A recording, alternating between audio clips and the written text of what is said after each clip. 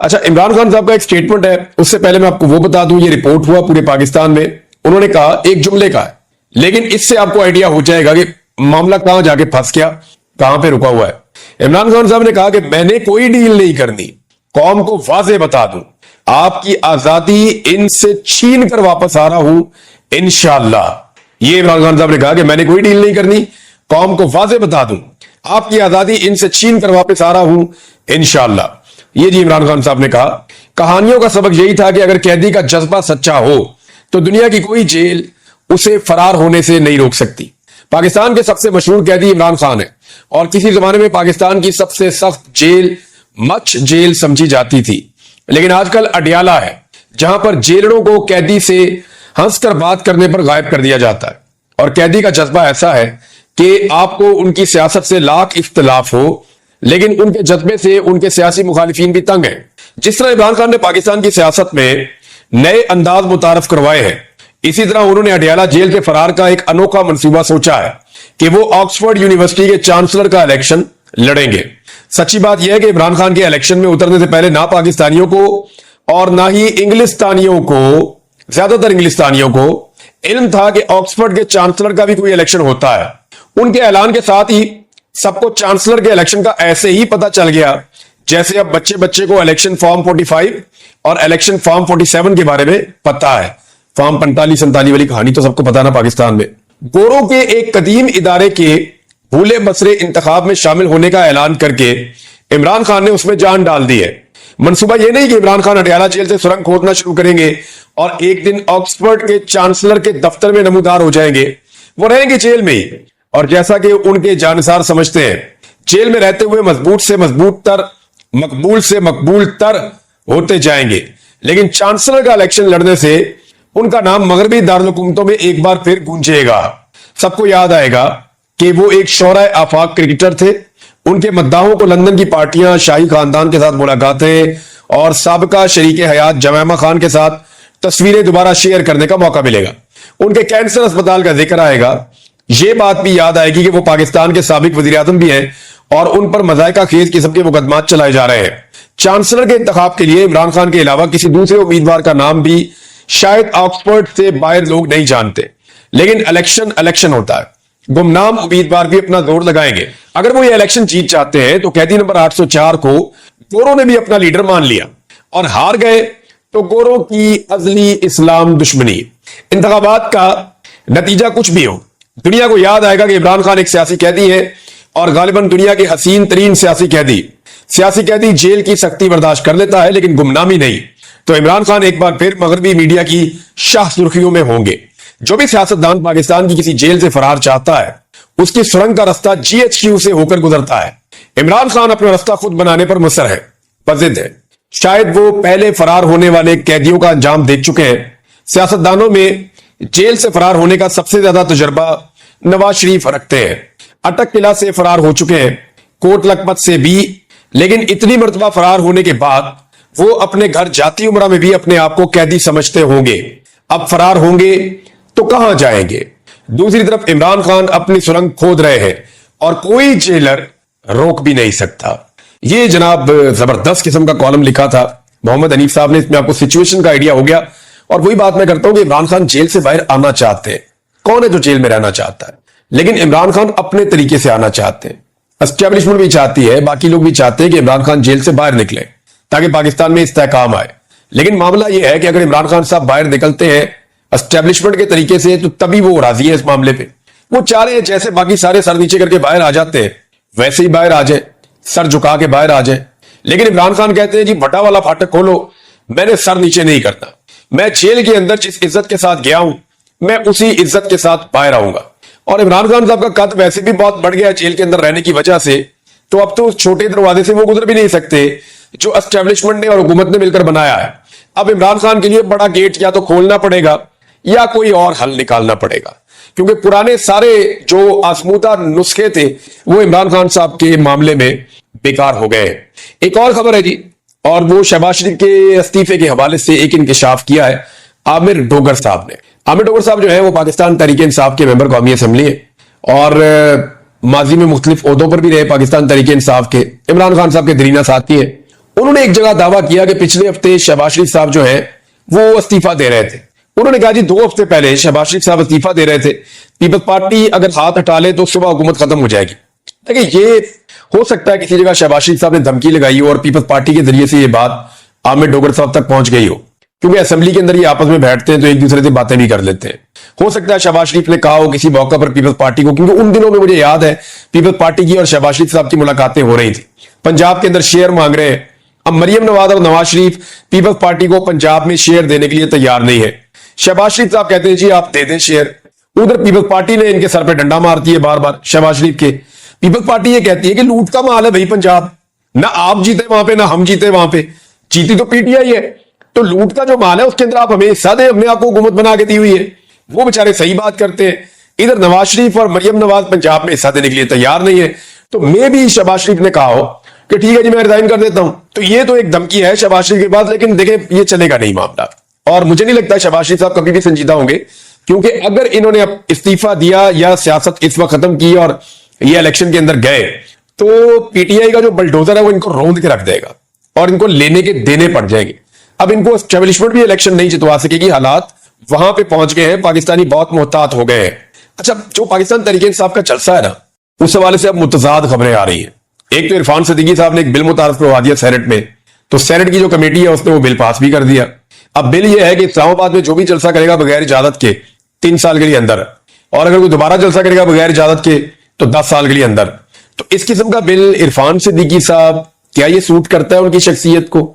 यानी वो सहाफत की है और सहाफी जो है वो कम से कम ये ख्याल रखते हैं कि जमहूरियत होनी चाहिए, जमहूरी इकदार होनी चाहिए।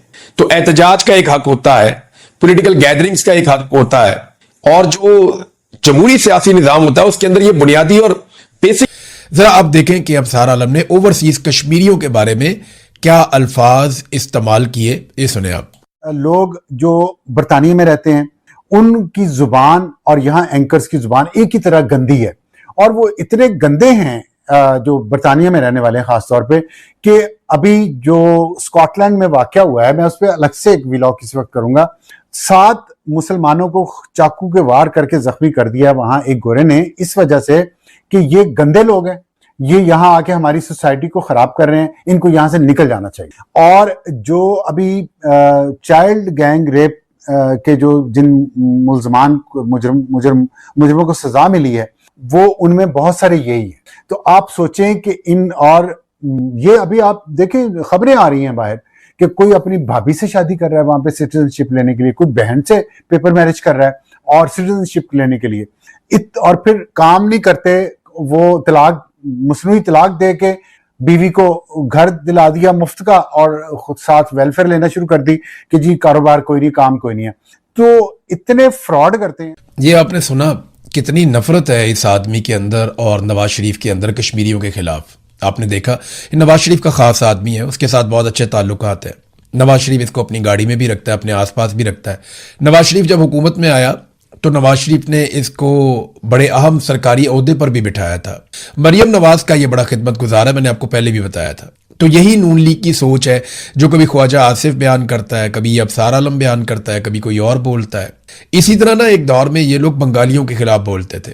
ये कहते थे बंगाली छोटे कद के हैं, बहुत गंदे लोग हैं, घटिया काम करते हैं, ये तो मछली खाते हैं, इनके अंदर से बदबू आती है, इनके तो रंग काले हैं, ये खूबसूरत भी नहीं होते, ये तो 2 टके के लोग हैं। तो इस तरह ये बंगालियों को बहुत घटिया कहा करते थे।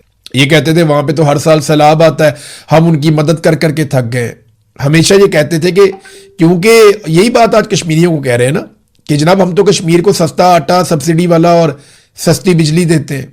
भाई बिजली आती ही वहां से है, आप उनको उनकी सारी बिजली के क्या पैसे दे सकते हैं? पानी आता ही वहां से है, क्या आप सारे पानी के पैसे दे सकते हैं? बेशुमार चीजें तो वो भी पाकिस्तान के लिए करते हैं। उनके बहुत सारे जवान शहीद हुए हैं पाकिस्तान के लिए सरहदों पे लड़ते हुए। तो आप ये नहीं कर सकते, आप ये जुल्म नहीं कर सकते। आपने बंगालियों के साथ भी यही किया था। आप उनको भी ये कहते थे कि तुम्हारे तो सैलाब आते हैं, तुम डूब जाते हो, हम तुम्हारी मदद करते रहे हमेशा।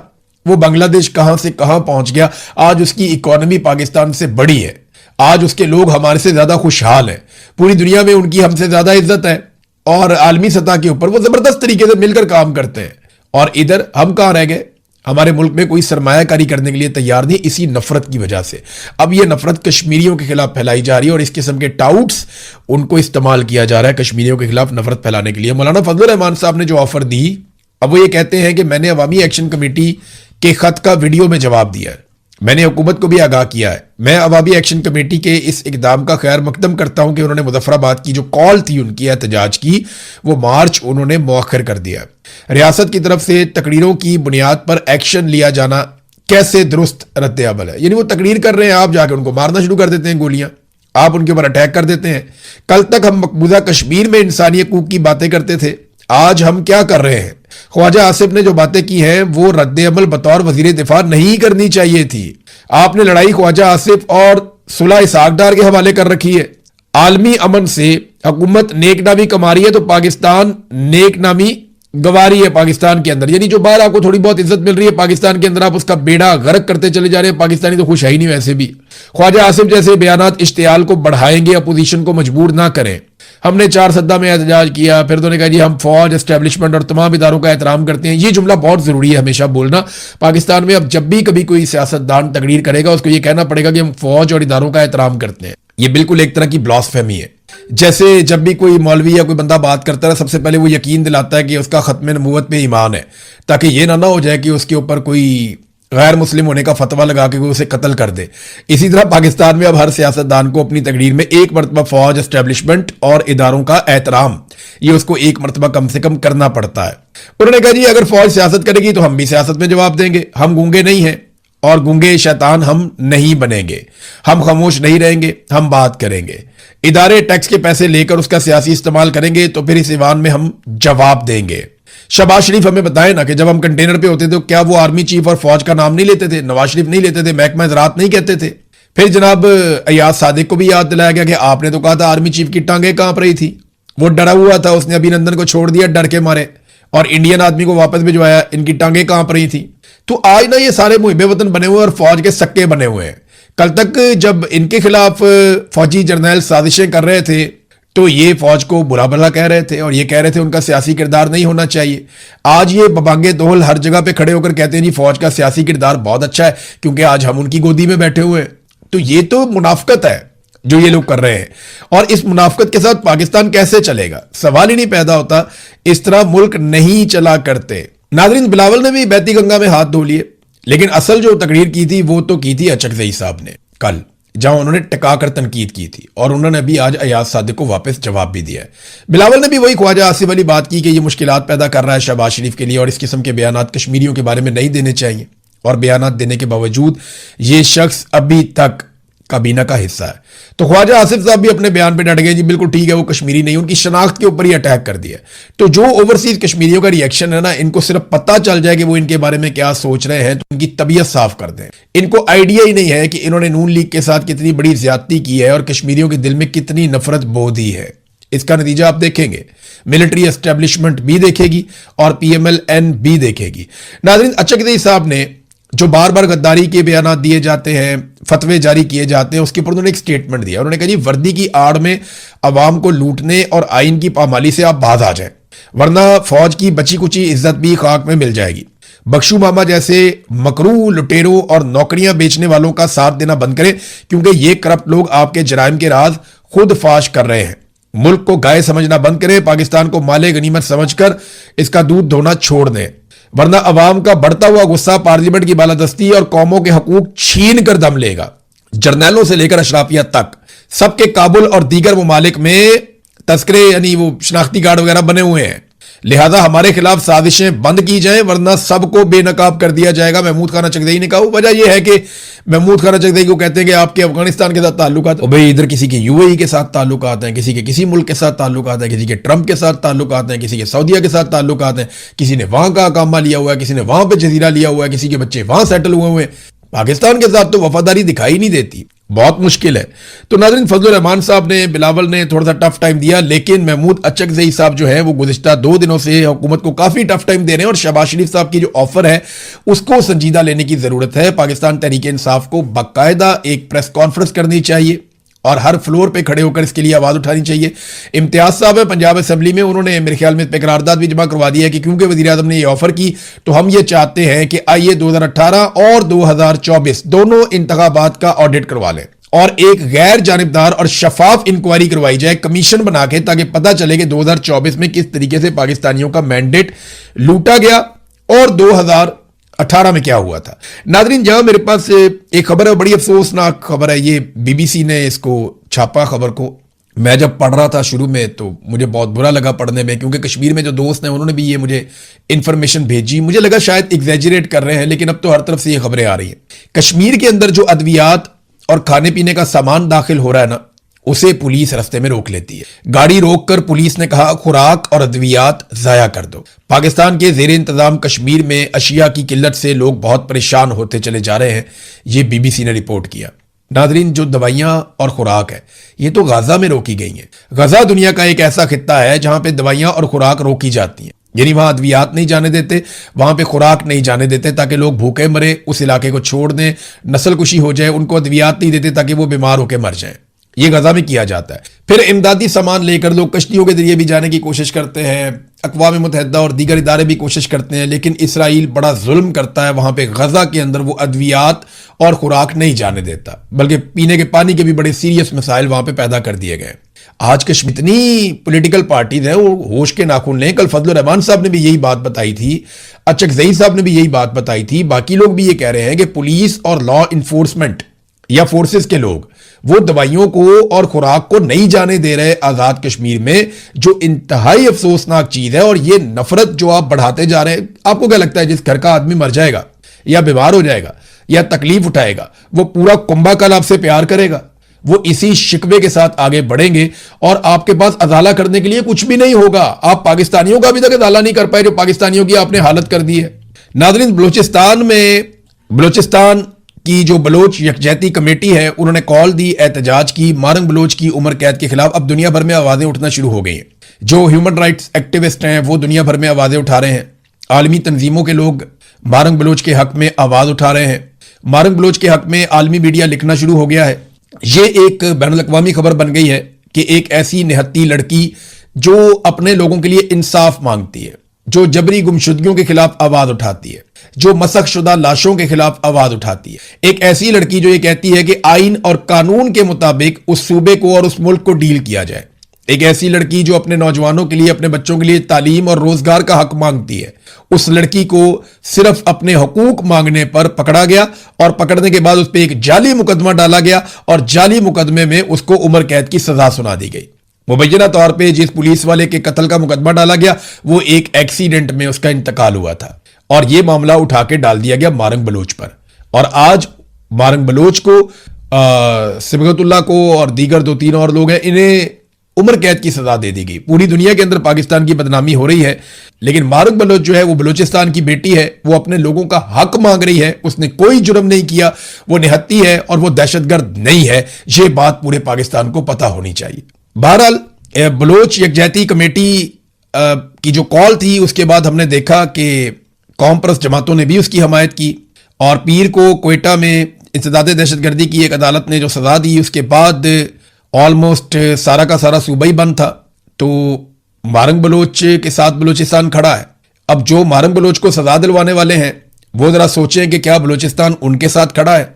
वो तो बेचारे खुद भी अपने पांव पे खड़े नहीं हो पा रहे और बलोचिस्तान में किसी भी इलाके में कहीं पे भी वो लंबी चौड़ी सिक्योरिटी के बगैर ट्रेवल भी नहीं कर सकते, जा भी नहीं सकते, शाम को तो निकलते ही नहीं है बाहर। ये उनके हालात हो चुके हैं।